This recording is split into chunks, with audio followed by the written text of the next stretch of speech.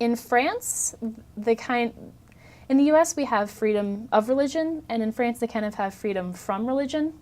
And so, whereas here when I think of diversity and freedom of religion, I kind of think everyone can do whatever they want as long as it's not like interfering with other people. But in France it's more a system where you should keep everything private because above everything else you're a French citizen. Like they don't really have the whole history of subcultures and small communities within it because they're not an immigrant nation like the United States is. I remember bringing challah home to my host family one time and they had no idea what to do with it. And like a very French, very Catholic family, and they're like, "Did we put butter on it? Like what kind of bread is this?" And I was like, "You just eat it, it's fine."